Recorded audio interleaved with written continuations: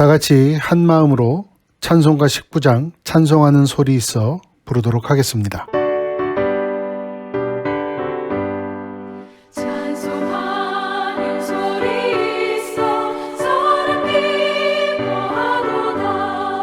하늘 아버지의 이름 거룩거룩하도다. 세상 사람 찬양하자. 거룩하신 하나님께 할렐루야 할렐루야 할렐루야 아멘. 하나님의 나라 번세 영원토록 있도다. 하나님의 영광 나라 거룩거룩하도다. 하늘 보좌 계신 주님 세상 주관하시도다. 할렐루야 할렐루야 할렐루야 아멘.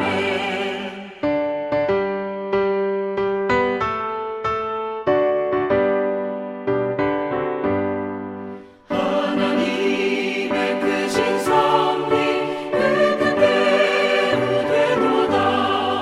우리 아버지의 뜻은 거룩거룩하도다. 주여 속히 임하셔서 기쁜 날을 주옵소서. 할렐루야 할렐루야 할렐루야 아멘 아멘.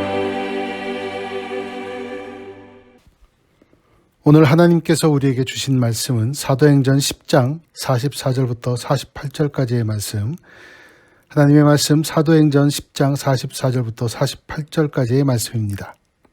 베드로가 이 말을 할 때에 성령이 말씀 듣는 모든 사람에게 내려오시니 베드로와 함께 온 할례 받은 신자들이 이방인들에게도 성령 부어주심으로 말미암아 놀라니 이는 방언을 말하며 하나님 높임을 들음이러라. 이에 베드로가 이르되 이 사람들이 우리와 같이 성령을 받았으니 누가 능히 물로 세례 베품을 금하리요 하고 명하여 예수 그리스도의 이름으로 세례를 베풀라 하니라. 그들이 베드로에게 며칠 더 머물기를 청하니라. 아멘.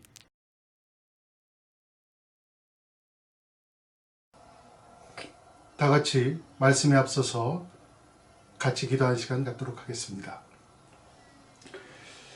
하나님 아버지, 오늘 베드로와 고넬료의 만남을 통해서 우리에게 주시는 말씀을 우리 마음판에 새길 수 있도록 하시고 또한 우리 생활 중에서 드러내며 예수 그리스도의 또 하나님 아버지의 성령 하나님 인도하심에 우리 삶을 맡긴 우리 모두가 될 수 있도록 주님 우리 마음 문을 열어주시옵소서. 감사하고 예수 그리스도인 받들어 기도드립니다. 아멘.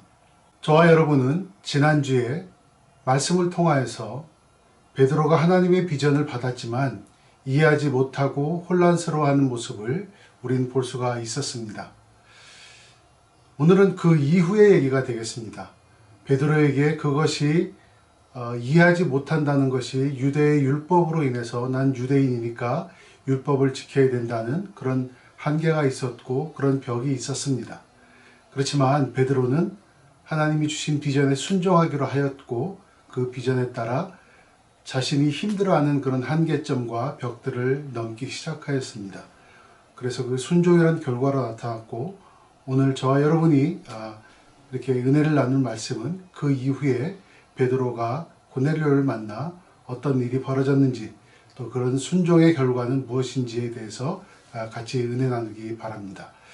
우리는 누구나 신앙생활 하면서 하나님의 인도하심에도 불구하고 하나님이 기도 응답으로 주셨음에도 불구하고 이해하지 못하고 주저하고 순종하기 힘들 때가 있습니다. 이것이 우리에게 주신 하나님 말씀으로 받아들이시고 다만 베드로에게만 주신 것이 아니라 우리 생활 속에서도 우리의 믿음을 점검할 수 있는 그런 좋은 계기가 되길 바랍니다. 오늘의 말씀은 사도행전 10장 44절부터 48절까지의 말씀이지만 사실은 오늘 저희가 이렇게 봐야 될 그런 내용들은 24절부터 48절 전체가 되겠습니다. 오늘 10장 24절 이후부터는 베드로가 고넬료라는 사람을 만납니다.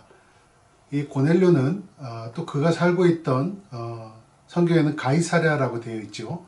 이 가이사랴는 영어로 시사루야, 그러니까 당시에 로마의 황제였던 시저의 이름을 따서 만든 그런 도시가 되겠습니다.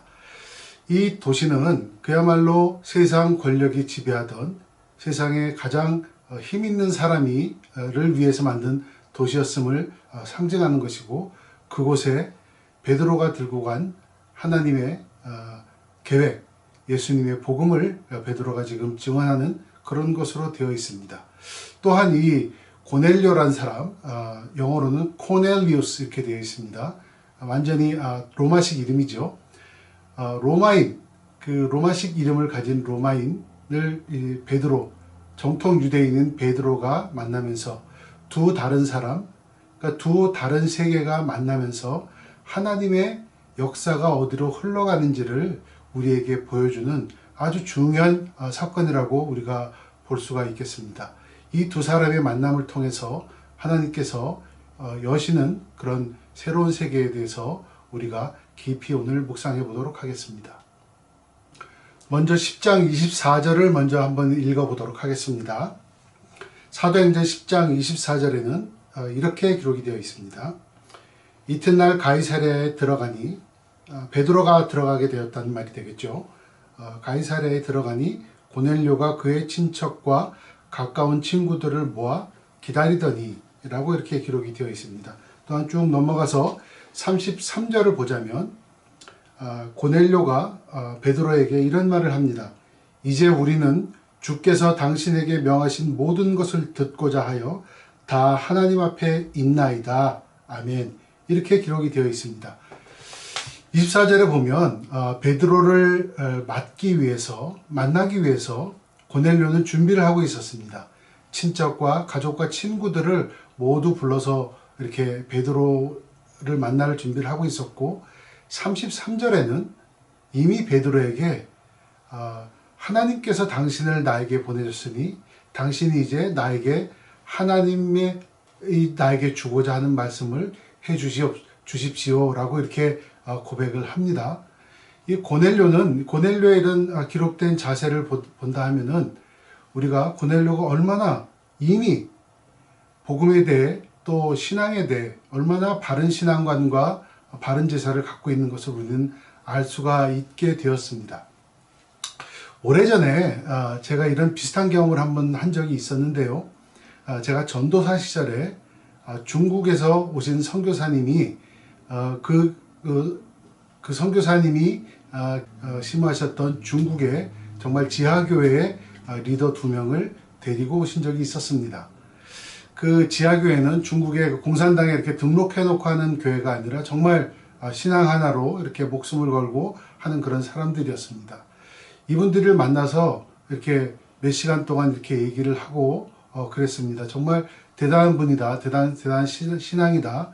그렇게 생각을 하고 있었습니다. 시간이 많이 흘러서 전 이제 이분들 얘기를 거의 끝났으니까 이제 자리를 정리하고 기도를 해드리고 이제 다음에 만날 시간을, 그 다음날 만날 시간을 정해야겠구나 이렇게 생각을 하고 있었습니다.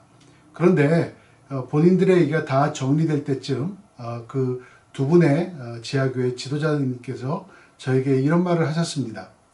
자, 이제는 제 얘기가 다 끝났으니까 이제는 전도사님이 갖고 있는 그 신앙 얘기, 우리에게 해주실 말씀을 해주시기 바랍니다 하고 저에게 이렇게 제 앞에 와서 이렇게 앉아있는 모습을 새롭게 이렇게 얘기를 시작하자는 말을 듣고 내심 놀란 적이 있었습니다.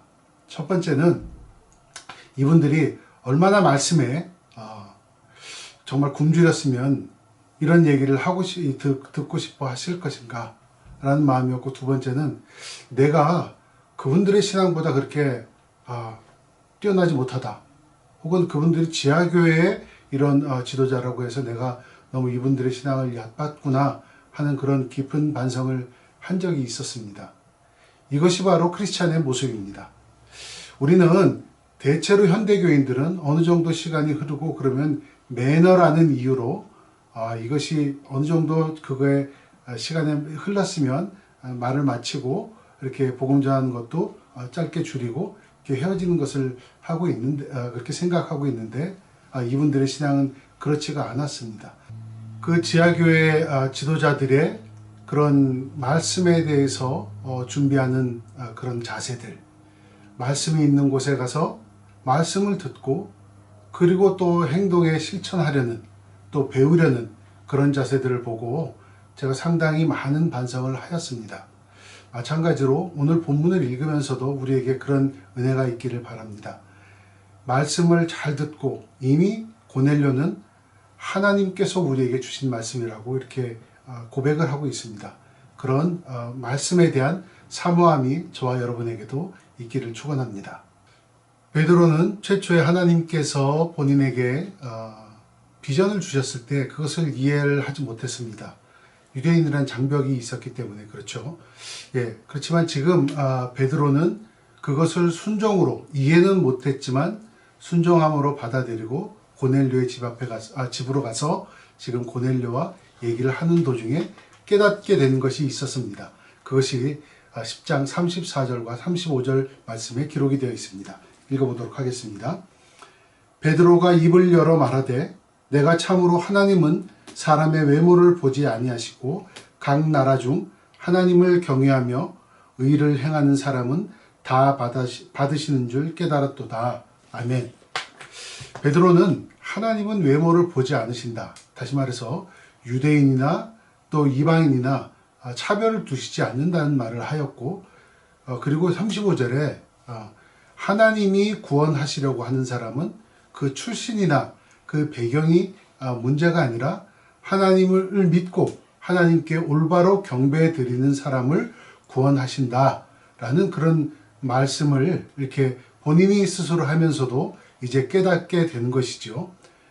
순종의 결과가 하나님의 큰 뜻을 깨닫게 되는 그런 첫 번째 그런 모습으로 드러나기 시작하는 것입니다. 사실 당시만 하더라도 베드로와 또 초대교회의 거의 모든 지도자들은 이런 그 유대인을 중심으로 하는 전도를 하였지요. 그렇기 때문에 베드로가 이방인에게 이렇게 말씀을 전했다. 그리고 이방인도 하나님께서 구원하신다. 이런 말을 하였을 때 당시 초대교회에서는 그것을 받아들이지 못했습니다.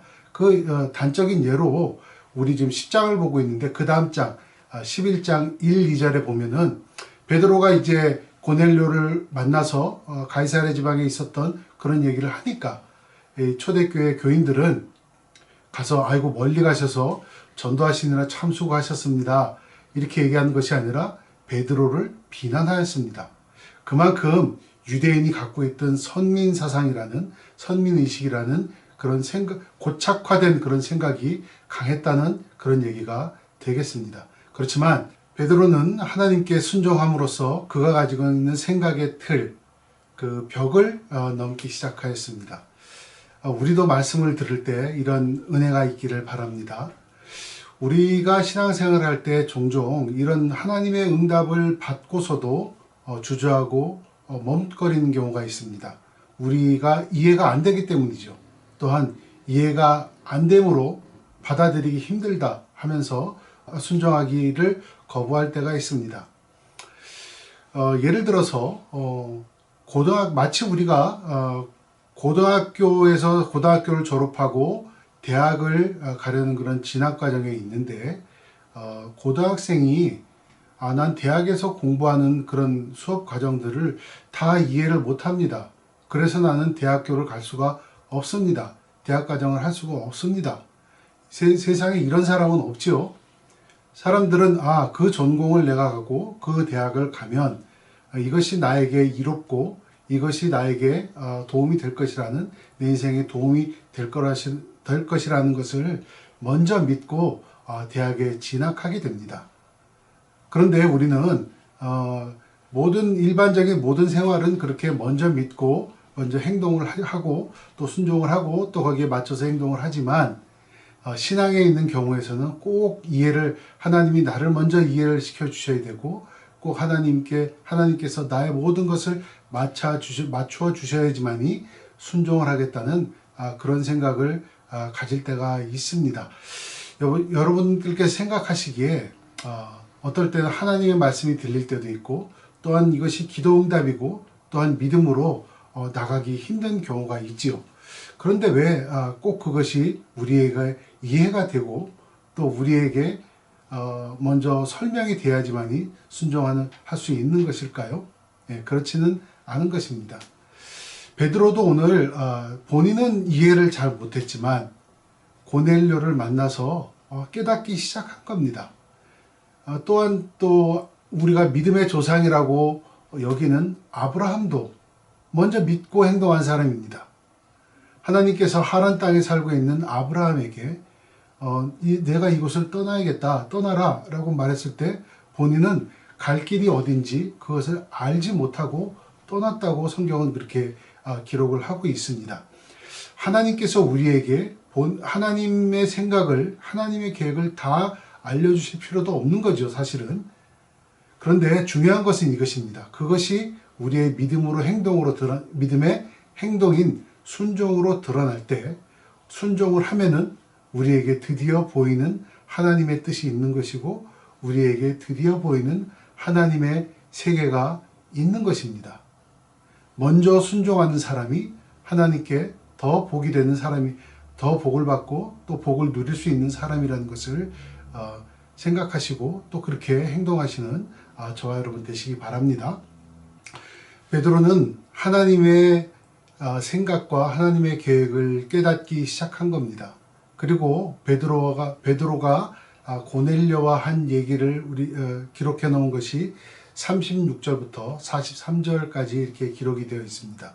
베드로는 고넬료에게 내가 초대 예루살렘 교회에 이런 사람이다. 우리 교회 규모는 어떻고, 또 그리고 네가 고넬료 당신이 좀 힘 있는 사람이니까 우리 교회에 이런 도움을 줬으면 좋겠다. 아니면 이런 것을 우리 교회에 와서 해줬으면 좋겠다. 이런 얘기를 한 것이 아닙니다. 오늘 36절부터 43절까지에 보면 베드로는 자신이 3년 동안 보고 겪었던 예수 그리스도에 대해서 증언을 하고 있습니다. 그의 증언에는 예수님이 어떤 사람이었고, 어떤 분이셨고, 또한 어떤 일을 하셨고, 또 앞으로 어떤 일이 벌어지게 될 것이다라는 것을, 예수님으로 인해 벌어지게 될 것이라는 것을 지금 고넬료 앞에서 증언을 하고 있습니다. 증인의 자격으로 증언을 하고 있습니다. 이것이 바로 우리 크리스찬들과 또 이 세상 모든 교회가 가지고 있는 핵심 메시지인 겁니다. 이 예수님이라는 이것이야말로 우리가 모든 사람들의 믿음을 가진 모든 사람들의 핵심 메시지가 되는 것입니다. 도덕 얘기를 하지 않습니다. 어떻게 하면 행복하게 사느냐 그런 얘기를 하지 않습니다. 우리의 중심 메시지는 예수님이 되는 것입니다. 우리가 하나님 뜻에 순종을 할 때 드러나는 행동의 첫 번째 그 모습은 바로 이것입니다. 예수님에 대해서 증언하는 증인이 되는 것입니다. 물론 성경에도 또한 우리 삶에서도 또 우리 행복하게 사는 법, 또 뭐 좋은 얘기 이런 것이 빠질 수는 없습니다. 그렇지만 예수님을 빼놓고 그것을 얘기한다면 그것은 수박 겉핥기밖에 되지 않는 것이죠. 우리 삶 속에서 단순히 좋은 사람, 착한 사람으로만 우리 주위에게 비추어진다면 이것은 뭐가 빠져도 아주 가장 중요한 것이 빠진 그런 얘기가 되겠습니다. 우리가 지금 이 삶을 살고 인생을 누리고 있는 것에 대한 핵심은 예수님인 것입니다. 예수님이 우리 삶을 살고 계시다는 삶의 흔적들이 우리의 삶을 통해서, 인생을 통해서 보여져야 하는 것입니다. 3년 동안 베드로는 본인이 겪은 예수님에 대해서 이야기를 하였습니다. 증언을 하였습니다. 과연 우리 삶 속에서 예수님이 살고 계신 흔적, 혹은 예수님의 말씀과 예수님의 생각들이 우리 주위에게 보여지는지 우리는 깊이 한번 생각해 보아야 될 것입니다. 증인됨, 그것이 증인되는 삶, 그것이 하나님의 뜻에, 하나님의 계획에 순종하는 사람들의 삶에서 드러나야 될 열매인 것입니다. 자, 베드로가 이제 하나님의 말씀에 대해서 순종을 하고 하나님의 말씀을 깨닫게 되었습니다. 그리고 증언을 하게 되었죠. 그렇다고 해서 꼭 이 순서대로 모든 것이 이루어지는 것은 아닙니다. 전도의 현장에서는 우리가 증언을 하다가 예수님에 대해서 말씀을 전하다가 은혜를 나누다가 하나님의 뜻을 깨닫는 경우도 종종 있습니다. 중요한 것은 이런 순서가 어떻게 깨닫는 것이 먼저냐 아니면 증언하는 것이 먼저냐, 이것이 중요한 것이 아니라 중요한 것은 오늘 이 순종의 결과로 말씀을 전하는 자나 또 그 말씀을 받는 자나 공히 하나님이 주시는 성령 하나님의 임재를 깨닫게 된다는 것을 우리가 볼 수가 있는 것입니다. 오늘 본문 44절부터 45절까지의 말씀을 보도록 하겠습니다. 베드로가 이 말을 할 때에 성령이 말씀 듣는 모든 사람에게 내려오시니 베드로와 함께 온 할례 받은 신자들이 이방인들에게 또 성령 부어주심으로 말미암아 논란이, 이렇게 되어 있습니다. 말씀을 전하고 듣다가 성령 하나님이 임재하시는 경험을 하였다는 것입니다. 말씀을 전하고 듣다가, 이 비슷한 사건이 사도행전 8장에 사마리아 성에서도 있었습니다. 이 사마리아 성은 많은 분들이 이미 알고 계시듯이 정통 유대인으로 취급하지 않는 사람들이었습니다. 혼혈 취급하였고 그래서 좀 그랬지만 그래도 유대인과는 굉장히 그런 그 연관성이 있었죠. 그리고 그곳에서 성령 하나님이 임재하셨을 때는 사도 베드로와 요한이 함께 가서 안수할 때 벌어진 일이었습니다. 그렇지만 오늘의 이 고넬료의 집에서 했던 것은 완전히 유대인과는 아무런 상관없는 이방인의 집에서, 이방인의 땅에서, 그리고 베드로 사도가 말씀을 전할 때 안수하거나 뭐 특별 기도하거나 그러지 않았습니다. 말씀을 전할 때 말씀을 전하는 자나 듣는 자나 같이 성령 하나님의 강력한 임재를 체험했다는 것이죠. 이것은 마치 그 사마리아 성에서 내렸던 성령의 임재보다도 훨씬 그 이전에 오순절 마가의 다락방에서 120명의 제자들이 모였을 때 임하셨던 그런 성령의 임재 모습을 우리에게 보여주고 계신 것이죠. 다시 말해서 오늘 베드로와 고넬료의 이 만남, 이 사건, 이 장소, 이때를 기준으로 하나님의 은혜와 하나님의 계획이 어디로 향하는지를 보여주는 결정적인 방향타 역할을 사도행전에서 한다고 이렇게 볼 수가 있겠습니다. 예, 말씀 앞에 마음을 열고 귀를 여는 자들에게는 종종 하나님께서 강력한 성령의 임재하시는 체험을 주신다는 것을 잊으면 안 되겠습니다. 성령 하나님은요, 말씀의 영입니다. 말씀에 귀 기울일 때 성령 하나님의 임재 체험이 우리에게도 있기를 바랍니다. 그래서 그 결과 우리의 삶도 변하고 또한 우리 삶 속에서 예수님의 흔적도 이렇게 드러나는 것으로 우리가 생각해 볼 수가 있겠습니다. 그렇게 은혜 받기를 원합니다. 예배 시간마다 말씀을 사모하는 저와 여러분 되시고 또 그렇게 준비하시고 일주일을 사시는 우리 모든 사람들이 되기를 바랍니다. 베드로가 이건 아니겠다, 안 되겠다, 이런 마음이 처음에는 있었습니다. 그래서 이해 못하고 주저거리고 머뭇거렸습니다. 그렇지만 그 벽을 넘고 하나님의 비전에 순종하는 그 순간 또 하나님의 그 뜻하심을 깨닫게 되었고 또한 예수님의 증인이 되는 삶을 살았고 또한 그 말씀을 전할 때 말씀을 전하는 자나 듣는 자나 강력한 성령 하나님의 임재하심을 겪게 되었습니다. 여러분, 우리가 살다 보면 종종 우리에게 가장 귀한 것은 가장 무가치한 것으로 느껴질 때가 있습니다. 우리가 살아가는데 가장 중요한 것은 공기입니다. 공기는 보이지 않지만, 공기는 가격을 매기지 않지만 가장 중요한 것이 바로 공기인 것이죠. 보이지 않는 것이 가장 중요한 것이 수가 있는 것입니다. 보이지 않아도 존재하는 것이 있습니다. 그것이 바로 믿음입니다. 우리 눈에 우리 각자의 믿음의 분량은 보이지가 않습니다. 될까라는 생각을 하는 것보다도 그 이전에 하나님이 나와 함께 해주심을 믿고, 그리고 순종하는 모습을 보여서 또한 그 순종하는 자에게 주시려고 하는 하나님의 은혜를 받으시고 누리시는 저와 여러분 되시기를 예수님 이름으로 축원합니다. 다 같이 기도하겠습니다.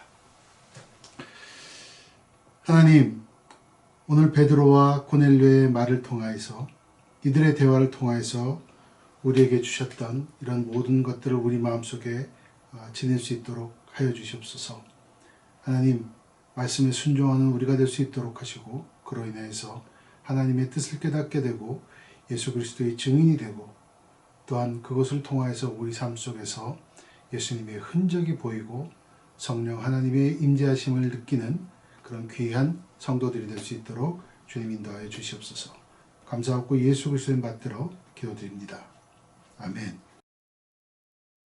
지금은 우리 주 예수 그리스도 구원의 은혜와 전능하신 하나님 아버지의 무한지극 영원하신 사랑하심과 성령 하나님 우리 삶 속에 내주하시고 감동 감화 섭리하시는 그 깊은 역사가 우리 뉴포인트 교회 성도들과 저들의 가정과 일터 위에 영원토록 함께 하시기를 축원하나이다. 아멘. 슬픈 마음이 있는 자, 몸과 영혼 병든 자, 누구든지 부르시오. 예수 이름 부르시오. 그 이름을 믿는 자, 그 이름을 부르는 자, 그가 어떤 사람이든 그는 구원하리리. 슬픈 마음이 있는 자, 몸과 영혼 병든 자,